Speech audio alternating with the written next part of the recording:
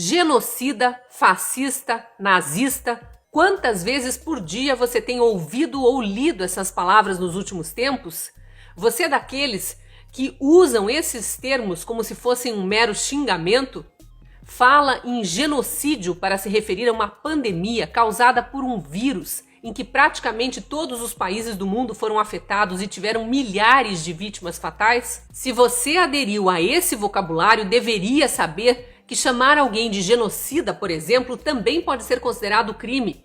Você pode ser acusado de ter cometido um ou mais de um dos crimes da comunicação social, que são a injúria, a calúnia e a difamação. E esses crimes não são aplicados só a jornalistas, mas a qualquer um que acuse outros sem provas, inventando ou modificando fatos para fazer parecer que alguém agiu de má fé, atingindo a reputação dessa pessoa. Eu sou a Cristina Grêmio, colunista da Gazeta do Povo e uma entre tantos e tantos brasileiros cansados dessa gritaria insana de que o Brasil vive um genocídio ou está à beira da implantação do fascismo ou de uma ressurreição do nazismo.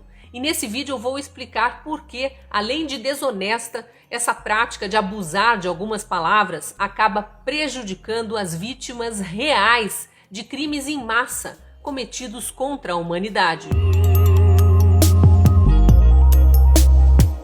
Não é de hoje que políticos e militantes enchem a boca para falar que opositores são genocidas, como se as pessoas para quem eles apontam o dedo acusatório estivessem praticando crimes em massa, assassinatos e, mais do que isso, extermínio de populações inteiras de forma premeditada, intencional, como se estivessem colocando veneno na água que a gente bebe para ver todo mundo morto. A história mostra que genocídios reais, não esses imaginários, infelizmente aconteceram em alguns lugares do mundo, como na Alemanha nazista, com o extermínio de judeus em câmaras de gás, e na China atual, com o desaparecimento e a prisão de muçulmanos uigures em campos de concentração, onde há indícios da prática de esterilização forçada de mulheres para que elas não possam mais ter filhos, e assim suma de uma vez da face da terra esse grupo de pessoas que praticam uma religião que não é aceita pelo governo comunista. Se você nunca ouviu falar dos uigures, eu te convido a acessar a Gazeta do Povo, que tem vários artigos publicados sobre o tema. Genocídio é uma palavra fortíssima que significa extermínio de grandes grupos humanos por preconceito, por discriminação, por conta de religião, raça, etnia, nacionalidade, até ideologia política. A história registra genocídios desde a antiguidade, mas se a gente pegar só do começo do século XX para cá, já é possível fazer uma lista enorme. Os mais conhecidos são aqueles praticados pelo nazismo, pelo fascismo e pelo comunismo. Numa pesquisa rápida, eu encontrei um levantamento feito pelo professor francês Stéphane de Courtois, da Universidade Paris 7, que é um dos maiores estudiosos de comunismo do mundo. Ele atribui às ditaduras comunistas a morte de 110 milhões de pessoas ao longo de 100 anos. A média é de mais de 1 milhão de assassinatos por ano cometidos por governos comunistas. A maior parte na China e na Rússia. A título de comparação, a ditadura militar no Brasil, que foi violenta, provocou a morte de 434 pessoas.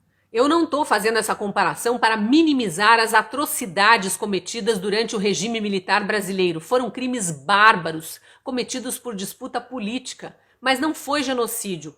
Outro genocídio real foi o Holodomor da Ucrânia, na década de 1930, em 32 e 33, quando o governo comunista soviético confiscou fazendas produtoras, deixou a produção agrícola acabar e a população morrer de fome. Segundo especialistas, foram 2 milhões de mortos nesses 2 anos, 32 e 33. Mortos por inanição, por falta de nutrição. E tem historiador que diz que a quantidade de vítimas foi muito maior, cerca de 12 milhões, porque eles consideram também os bebês já nascidos desnutridos, que tinham baixa imunidade e por isso morreram meses depois. Holodomor em ucraniano significa matar de fome, e nesse caso mataram mesmo, não foi uma tragédia natural provocada pelo clima ou por uma praga que destruiu plantações, mas resultado de uma política agrícola desastrosa instituída pelo líder da Revolução Russa, Joseph Stalin. Tanto ele foi culpado que não quis reconhecer o erro. Quando vizinhos da Ucrânia ofereceram ajuda humanitária, ele não aceitou. Os vizinhos estavam em desespero, viam os ucranianos morrerem por falta de comida, mas Stalin não aceitou. Esse sim foi um genocida. Se você quiser saber mais detalhes sobre o Holodomor, também pode acessar artigos na Gazeta do Povo, tem vários publicados. O Holocausto nazista provocou 10 milhões de mortes. Além de judeus, foram assassinados testemunhas de Jeová e também homossexuais e deficientes. Hitler e os seus seguidores não toleravam deficiência física e mental, achavam que essas pessoas não eram dignas de viver. O fascismo na Itália, na Espanha e no Japão também provocou milhares de mortes e destruiu a sociedade livre e produtiva. Os regimes fascistas tiravam a liberdade de expressão com censura, tiravam a livre iniciativa, confiscando bens, propriedades, fechando o comércio e a indústria para desempregar pessoas, acabar com empresas, deixar os empresários sem dinheiro e depois dar esmolas a título de ajuda estatal. No século XX ainda teve genocídio no Camboja, na Ásia, em vários países da África e em outros lugares da Europa. No dia 24 de abril, o mundo relembrou mais um genocídio na Armênia, região da atual Turquia. Em 1915, foram mortos de 1 milhão a 1,5 milhão de armênios e centenas de milhares foram expulsos das suas terras. O assunto foi notícia nos grandes jornais porque o atual presidente dos Estados Unidos, Joe Biden, falou em genocídio de forma apropriada ao se referir ao massacre do povo armênio. Foi o primeiro presidente americano a fazer isso, a reconhecer que o que os turcos otomanos fizeram com os armênios foi mesmo genocídio. Quando eu digo que o presidente americano usou o termo de forma apropriada é porque condiz com o que está escrito no dicionário. Vou ler. Genocídio é o extermínio proposital que aniquila, mata uma comunidade, um grupo étnico ou religioso, uma cultura. Essa história da Armênia ainda está viva na lembrança de milhões de descendentes daqueles que foram aniquilados, exterminados na Turquia ou que conseguiram fugir de lá e se refugiar em algum outro país. Calcula-se que hoje existam de 6 a 8 milhões de armênios espalhados pelo mundo. 100 mil deles só no Brasil, a maioria em São Paulo. E eu lembro que também existem milhões de judeus pelo mundo, centenas de milhares aqui no Brasil, descendentes daqueles que sobreviveram do Holocausto. Quem anda usando a palavra genocídio à torto e à direito para se referir a uma pandemia, talvez nunca tenha parado para pensar no impacto disso sobre essas pessoas que conhecem a dor da perseguição, do extermínio real a um povo. Não deve ter pensado também em chineses, cubanos e venezuelanos que vivem no Brasil, milhares deles fugidos de regimes comunistas genocidas de verdade. Como será que se sentem essas pessoas ao verem a palavra genocídio banalizada, como se não houvesse dor real, crimes reais embutidos nela? Se você está usando a palavra genocídio para se referir à pandemia, pare com isso. Essa palavra não cabe em pandemia. O que está matando é um vírus e vírus não tem consciência, não escolhe inimigos, não planeja ações. Agora, se for para responsabilizar governantes ou autoridades, seja por terem dado orientação errada, como aquela de só procurar um médico quando estivesse com falta de ar, já morrendo, ou porque desviaram dinheiro da saúde, em vez de comprar respiradores, equipamentos médicos, contratar profissionais, usaram esse dinheiro para pagar salário atrasado de funcionário público, seja porque não construíram hospitais de campanha ou construíram e desmontaram antes da hora, é melhor procurar a palavra certa para usar.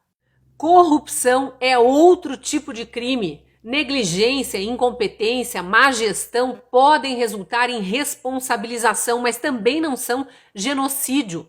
Uma pessoa falar algo de que você discorda não faz dessa pessoa um fascista ou um nazista. Vamos parar de usar as palavras de forma errada. Se fôssemos classificar governantes de genocidas por causa das mortes por Covid, quantos genocidas haveria no mundo? E quem seria o pior? Aquele que governa o país onde tem mais mortes por milhão? Ou aquele que governa o país mais populoso, onde, obviamente, o número de mortes é maior? Isso sem falar que há diferenças regionais enormes, como no Brasil, por exemplo, com deficiência histórica na área de saúde.